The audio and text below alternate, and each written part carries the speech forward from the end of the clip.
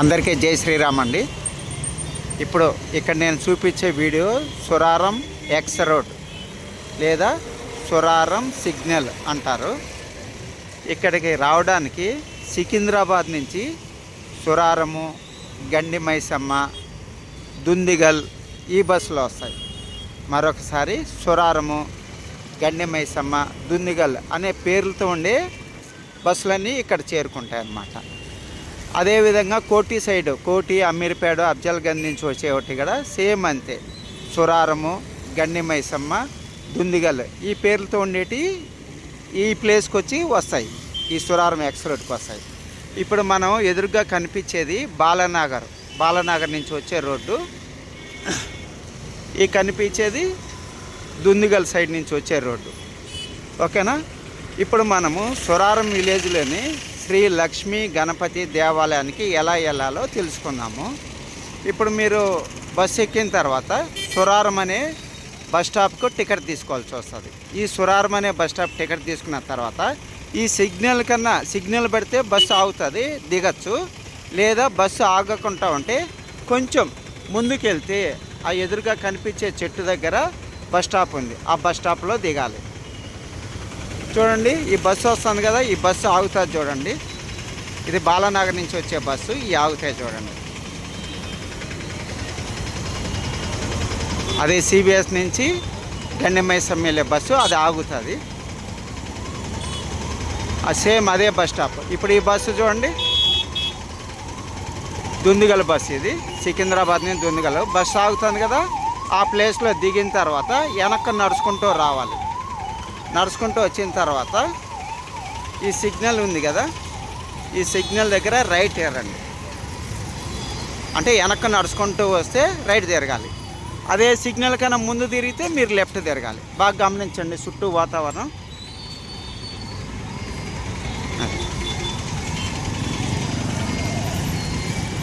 ఇది సురారం విలేజ్ వెళ్ళే దారి. ఇలా నడవాలండి. ఇప్పుడు మనము లక్ష్మీ గణపతి దేవాలయం వైష్ణవి నగర్కు వెళ్ళే మార్గం వెళ్తున్నాము.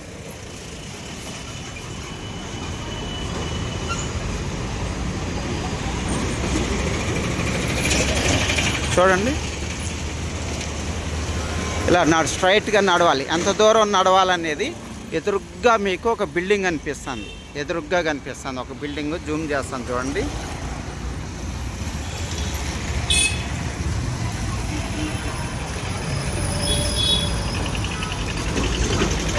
ఆ బిల్డింగ్ వరకు నడవాలి. ఆ బిల్డింగ్ నుంచి కూడా కొంచెం దూరం నడవాలి. అక్కడికి వెళ్ళిన తర్వాత అక్కడి నుంచి వీడియో తీస్తాం. ఇప్పుడు మనం ఆడ సిగ్నల్ నుంచి కొంత దూరం నడవాలని చెప్పుకున్నాము.